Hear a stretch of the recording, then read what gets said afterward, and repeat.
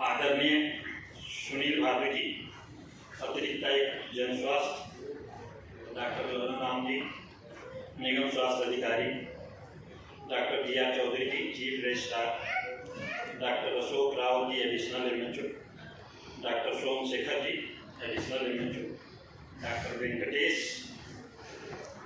Doctor Santosh Tomar ji, doctor Richie, SP Sharma ji, MP Sharma ji, Harvansh ji, Mahendra ji, जो ये हमारे पुराने सारे लोग हैं, हमारे परिवारजन भी आए हैं, इन सबको बहुत बहुत धन्यवाद। मिश्रा जी, एसपी सिंह जी, डॉक्टर संजय, आप सबको भी बहुत बहुत धन्यवाद। अभी सभी लोगों ने मेरे विषय में बहुत अच्छी बातें बताई, इसके लिए आप सब लोगों को धन्यवाद। लेकिन मुझे भी पता नहीं था कि मैं इतना अच्छा आदमी यह पहली बार पता चला। ये कहते हैं ना कि स्वर्ग प्राप्त करने के लिए मारना पड़ता है, उसी तरह इतना प्रशंसा सुनने के लिए रिटायर होना पड़ेगा। और एक तो प्रथा है कि जब कोई व्यक्ति रिटायर होने लगता है तो चाहे उसने एक धेले का काम नहीं किया, हम सभी कहते हैं बहुत काम किया, बहुत अच्छा काम किया, तो लेकिन मैं आप सबको से रिक्वेस्ट करूंगा कि मेरे लिए ये सब बातें सही मानिएगा। ऐसा नहीं कि लोगों ने गलत कहा, मैंने सही कहा। तो इस डिपार्टमेंट में मुझे आए हुए 34 इयर्स हो गए। एमसीडी में 34 इयर्स में 26 इयर्स में पब्लिक हेल्थ डिपार्टमेंट में काम किया। 1996 में जैसा आप लोगों को पता है कि डेंगू का महामारी हुआ, उसके बाद निगम में ये निर्णय लिया गया कि सभी जोनों में एक जोनल एपिडेमियोलॉजिस्ट पोस्ट की जाए। पहले डीएचओ नहीं होते थे, जेडएचओ होते थे और जोनल एपिडेमियोलॉजिस्ट नहीं होता। तो प्रत्येक जोन में जो एमडी डॉक्टर थे उनको अस्पतालों से लाकर पोस्टिंग कर दी गई। उसमें मेरी भी पोस्टिंग हो गई पब्लिक हेल्थ डिपार्टमेंट में। 97 में मैं नजफगढ़ जोन में गया एज ए जोनल एपिडेमियोलॉजिस्ट, जब मुझे ये पता भी नहीं था कि ये पोस्ट क्या होता है जोनल एपिडेमियोलॉजिस्ट। तो फिर मैंने वहाँ जाकर पता किया कि ये क्या काम है, महामारी कंट्रोल का काम है। वहाँ जो डीएचओ थे डॉक्टर के चौधरी थे, उन्होंने बहुत ही प्यार से मुझे इस डिपार्टमेंट में रखा है कि कोई भी सहायता की जरूरत है मैं नहीं देता। फिर वहाँ से पब्लिक हेल्थ में मेरी जिंदगी शुरू हो गई और पब्लिक हेल्थ में जितना समय मैंने गुजारा उसको एक वाक्य में कहूँ तो ये कह सकते हैं कि रास्ता कट ही गया प्यार की बातों में। सब लोगों ने बड़े प्यार से मुझे रखा। वेस्ट जोन से मैं आया, नजफगढ़ से आया वेस्ट जोन में, वहाँ डॉक्टर का ग्रुप मिले। उसके बाद मैं हेडक्वार्टर में आ गया, doctor NK Yadav. Doctor NK Yadav बड़े सख्त अफसर माने जाते थे, उनके अंडर काम करना थोड़ा मुश्किल होता था। हमेशा वो फाइल बड़े ढंग से पढ़ते थे, बड़े ढंग से करते थे। फिर भी उनके साथ ऐसा तालमेल हुआ, उन्होंने मुझे सिखाया भी बहुत, प्रत्येक चीज़ सिखाया पब्लिक हेल्थ का। और उनके रिटायर होने तक वहाँ से मैं काम करते रहा। फिर डॉक्टर हजारिका एमएचओ बने, उनके साथ भी काफ़ी अच्छा तालमेल रहा। ललन बॉस आए। ललन बॉस के विषय में ये कहूँगा, इन्होंने कभी भी अपना एडिशनल एमएचओ होने का या एमएचओ होने का जो महत्व था वो हम पर नहीं था थोपा। ये हमेशा हमारे दोस्त बने रहे, इसके लिए इनको विशेष धन्यवाद। और जो ये प्यार स्नेह का सिलसिला था, सभी लोगों ने मुझे इतना प्यार से रखा है ना कि कभी मेरे मन में नहीं आया कि मैं पब्लिक हेल्थ डिपार्टमेंट छोड़कर हॉस्पिटल में चला जाऊँ। मैं पब्लिक हेल्थ डिपार्टमेंट में अकेला डॉक्टर हूँ जिसके बाद पब्लिक हेल्थ की डिग्री नहीं है। सभी लोग एमडी पीएसएम है और मैं हूँ एमडी पीडियाट्रिक्स, लेकिन वो मैं भूल गया पीडियाट्रिक्स हो रहा है और इसी डिपार्टमेंट में बना रह गया। और ये जो प्यार स्नेह का सिलसिला था, ऐसा नहीं था कि सिर्फ अफसरों ने इतना प्यार दिया।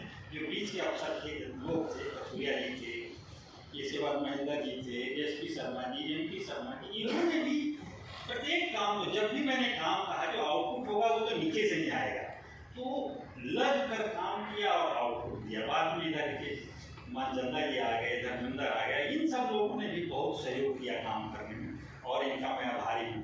इसके नीचे जो अफसर होते थे कर्मचारी, जैसे विजय हुआ, तरुण हुआ, एक प्रदीप था, इन लोगों ने भी बहुत प्यार स्नेह दिया।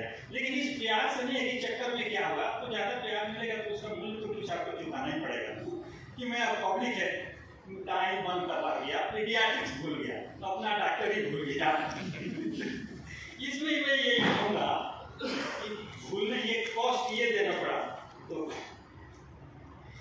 मुझे बार बार मेरे दिमाग में आता है कि मुझको तो होश नहीं, शायद तुझको हो खबर, मुझको तो होश नहीं, शायद तुझको हो खबर। लोग कहते हैं कि तुमने ही मुझे बर्बाद किया। इसलिए लोग कहते हैं, मैं क्या कहता हूँ, इस पार प्रिय तुम हो, मधु है, इस पार प्रिय तुम हो, मधु है, उस पार न जाने क्या होगा।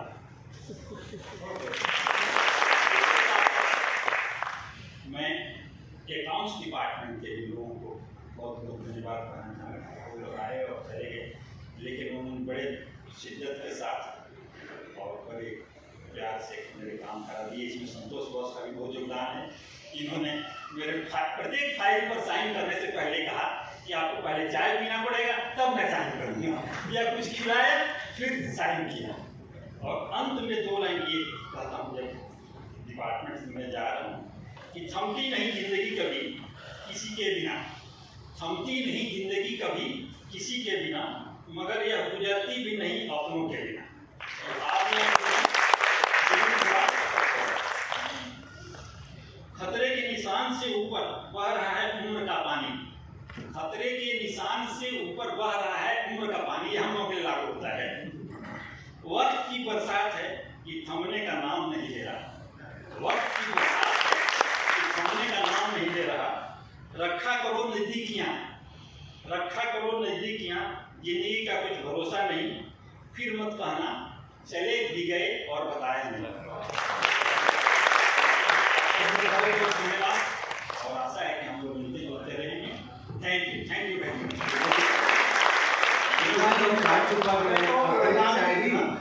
हमें पता भी नहीं था कि डॉक्टर साहब तो इतने बड़े शायर भी हैं।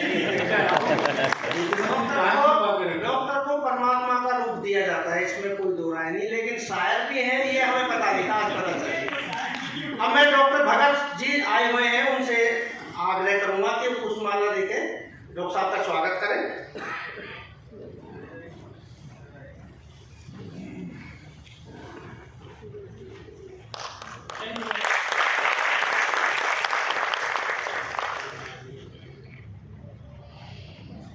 आज के अध्यक्ष हमारे माननीय एडिशनल कमिश्नर श्री सुनील बाबू जी से मेरा आग्रह है कि डॉक्टर साहब को आशीर्वाद के रूप में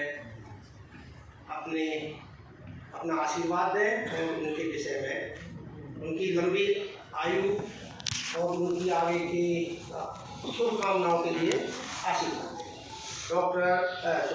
एडिशनल कमिश्नर हमारे श्री सुनील बाबू जी।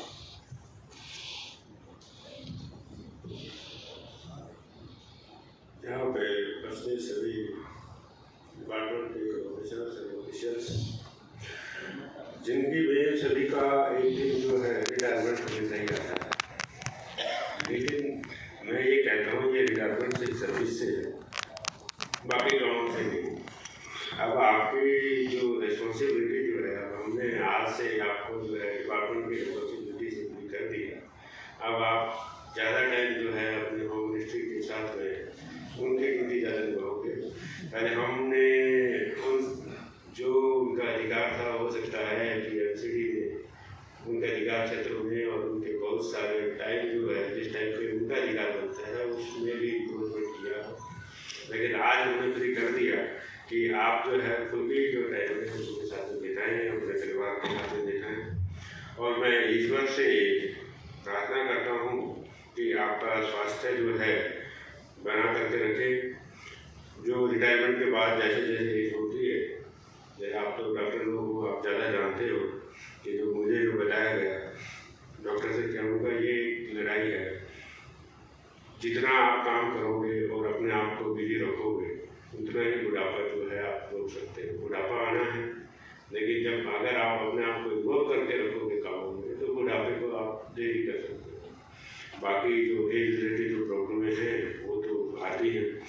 तो मेरी ईश्वर से यही प्रार्थना है कि दीर्घायु हो और आपका जो है आगे का जीवन और आगे की जो रिस्पॉन्सिबिलिटी जो है, जिस तरीके से आपने एमसीडी को सेवाएं की, आगे की सारी रिस्पॉन्सिबिलिटी, वैसे तो आपकी सारी रिस्पॉन्सिबिलिटी बच्चे और दोनों जो है आपकी शादी हो चुकी है, अब तो सिर्फ आपकी कम्युनिटी के साथ में उनकी रिस्पॉन्सिबिलिटी है और घर में थर्ड तो आप जो है इसी जैसे आपने एमसीडी के में आपने सेवाएं दी, तो मेरे साथ में आपका जो है पीरियड है काफ़ी कम रहा, लगभग 1 साल के साथ ही रहा, 1 साल रहा। तो आपने जो है जो भी आपको ड्यूटी दी गई, आपने जिस तमन्ना के साथ में और जिस हौसले और जिस डेडिकेशन के साथ में उनको पूरा किया है, वैसे ही आप जो है आगे की रिस्पॉन्सिबिलिटी आप निभाएं और स्वस्थ रहे, इसी काम में मैं आपसे ईश्वर से यही करूँगा। सभी लोगों के लिए यहाँ पे खाने का प्रबंध है, कृपया सब लंच करके जाए।